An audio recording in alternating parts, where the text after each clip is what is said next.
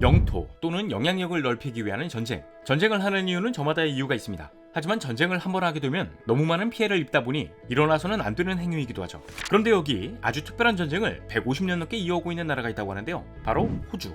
전쟁이라고 하면 보통 국가와 국가 간 충돌이라든지 집단과 집단의 갈등에서 비롯되는 경우가 대부분이잖아요. 그러나 호주에서는 그 무엇도 아닌 인간과 동물 간의 전쟁이 펼쳐지고 있다고 합니다. 이 전쟁의 주인공은 다름 아닌 토끼였죠. 그렇다면 과연 호주에서는 도대체 왜 토끼와 전쟁을 하게 된 걸까요? 오늘은 이 내용을 자세하게 들어볼까 합니다. 자, 오늘 저와 함께 살펴볼 지식 가이드는 호주 토끼 전쟁입니다. 우리가 알고 있는 토끼는 솔직히 강한 동물은 아니에요. 그러나 토끼가 멸종되었다라는 이야기는 거의 들리지 않죠. 토끼가 이렇게까지 살아남을 수 있었던 이유는 여러분도 잘 아는 사실에 있었습니다. 네, 토끼는 3분 카레도 아닌 단 3초의 기적을 이뤄내는 동물이죠. 이런 모습이 나타나는 이유는 토끼의 생존과 굉장히 밀접한 관련이 있어요. 교미 시간이 길면 그 시간 동안 천적에게 공격당할 수 있으니 종족 번식을 하기 위해서는 그 누구보다도 빠르게 교미를 해야 했던 거죠. 심지어 암컷 토끼의 경우에는 2개의 자궁을 가지고 있어 타의 추종을 불허하는 무지막지한 번식력을 자랑하고 있어요. 오죽했으면 포유류계의 바퀴벌레라고 불릴 정도라고 하죠. 그런데 사실 오늘의 전쟁터 호주에는 토끼가 없었다고 합니다. 아무래도 오랜 기간 동안 고립된 대륙이다 보니 호주 토착 동물들 외에 또 다른 동물들이 들어오긴 쉽지 않았던 거죠. 그렇다면 과연 호주에 토끼가 처음 들어왔던 이유는 무엇이었을까요? 때는 시간을 거슬러 1859년 호주. 당시 호주에 거주하고 있던 토마스 오스틴은 유럽에 있는 사촌에게 사냥을 목적으로 24마리의 토끼를 보내달라고 요청했습니다. 이때까지만 해도 호주 사람들은 토끼라는 존재를 모르기 때문에 큰 거부감 없이 들여오게 되었죠. 그렇게 들여온 토끼는 사냥을 위해 뜰에 놓아주게 되는데 토끼가 보통 빠른 게 아니다 보니 24마리의 토끼 중 몇 마리가 뜰에서 탈출하게 됩니다. 이것이 호주에서 벌어진 전쟁의 서막이었죠. 앞에서 살펴본 엄청난 번식력의 토끼들은 이곳저곳에 자신의 씨앗을 뿌리기 시작했어요. 호주에 들여온 토끼의 경우에는 6개월이 지나면 1년에 4회 이상 새끼를 낳을 수 있었고 또 한 번 새끼를 낳을 때마다 약 2마리에서 5마리를 낳을 수 있다고 하죠. 이로 인해 토끼의 개체수가 기하급수적으로 늘어나기 시작했습니다. 그리고 여기서 가장 문제가 되었던 것은 당시 호주에는 이 토끼를 잡아먹을 천적이 없다는 것이었죠. 안 그래도 엄청난 번식력을 가진 종인데다가 호주의 온화한 기후와 광활한 초목이 있는 최적의 환경호흡 환경이다? 이건 토끼가 호주 전역으로 퍼지는 것은 시간 문제였다는 겁니다. 그렇게 상상을 뛰어넘는 번식력으로 호주를 장악한 토끼들은 이동하는 경로에 있는 마을 농작물을 비롯해 들판의 풀이랑 풀은 죄다 먹어치우기 시작했어요. 이로 인해 땅은 황폐해지기 시작했고 토착종들 또한 이 피해를 피하지 못하면서 생태계가 흔들리는 위기에 처했죠. 이 상황을 지켜보던 호주 정부는 이대로는 안 되겠다라는 생각을 하게 되었는데요. 결국 토끼가 더 이상 새로운 지역으로 확산되는 것을 막기 위해 하나의 결단을 내렸죠. 바로 철조망 설치. 1901년에 시작된 이 작업은 서호주의 북쪽에서부터 남쪽으로 긴 울타리를 설치했던 것을 말해요. 1907년까지 약 6년 동안 지어진 이 울타리의 길이는 무려 3256km에 달했다고 하죠. 하지만 결론적으로 봤을 때 이 방법은 실패로 돌아갔습니다. 토끼는 땅에 굴을 팔 수도 있고 울타리를 짓는 동안 기다려줄 존재가 아니었으니까요.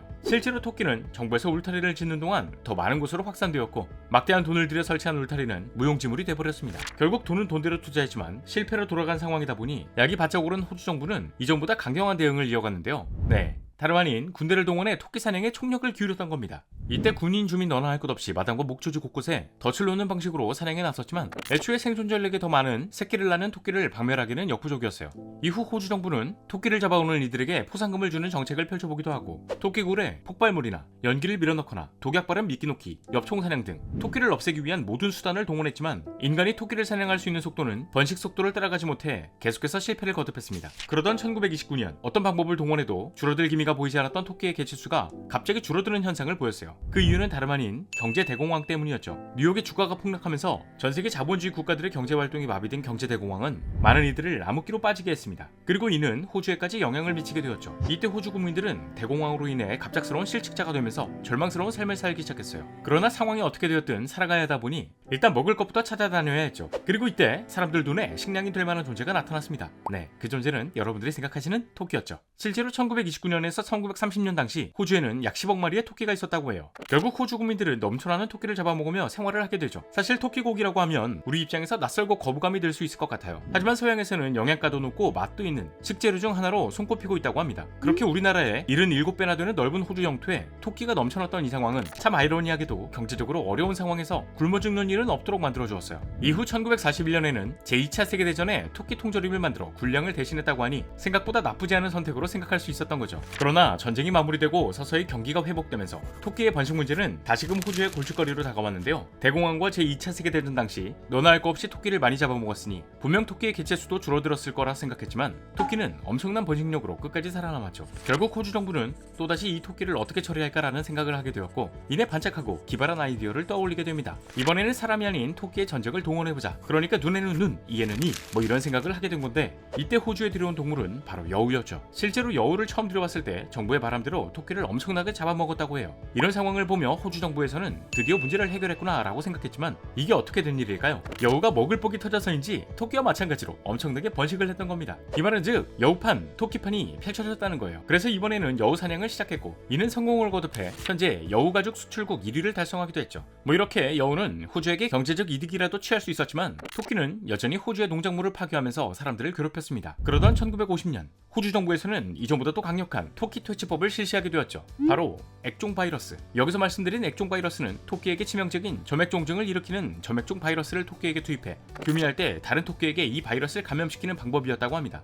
그러나 이때 호주인들은 사람도 이 바이러스에 감염되면 어떻게 책임질 것이냐라는 목소리를 높였지만 정말 다행히도 호주 정부에서 이 바이러스는 토끼에게만 치명적일 뿐 인체에는 무해하다는 입장을 밝혔죠. 그리고 이 정책은 이전과는 비교할 수 없을 정도의 큰 효과를 불러일으켰어요. 당시 6억 마리였던 토끼의 개체수가 1억 마리까지 줄어들었다고 하니까요. 그런데 어느 순간부터 점액종 바이러스의 면역력을 지닌 이른바 슈퍼토끼가 발견되면서 이번 정책 또한 실패로 돌아가게 됩니다. 이때 1억 마리까지 줄었던 토끼가 1991년에는 2억 마리에서 3억 마리로 다시 증가했다고 하죠. 아무래도 물불 가리지 않고 이런저런 정책을 펼쳤었던 호주 정부는 이제 와서 포기할 수는 없었어요. 그렇게 1995년 이전 바이러스에서 큰 효과를 불러일으킨 것을 토대로 이번에는 또 다른 바이러스를 퍼뜨리게 되었죠. 이 바이러스의 이름은 다름 아닌 토끼 출혈병. 만약 토끼가 이 바이러스에 감염될 경우 거의 90%에 달하는 치사율을 보였다고 해요. 그러다 보니 호주 정부에서는 이 바이러스를 보다 효과적으로 확산시킬 수 있는 방법이 없을까라는 생각을 하다가 파리를 통해 퍼뜨리는 방법을 선택하게 되죠. 이 말은 즉 파리가 토끼 출혈병으로 옮기는 매개체로 사용되었다는 건데 처음에는 이게 가능할까 뭐 이런 의심을 하는 경우가 많았다고 하거든요.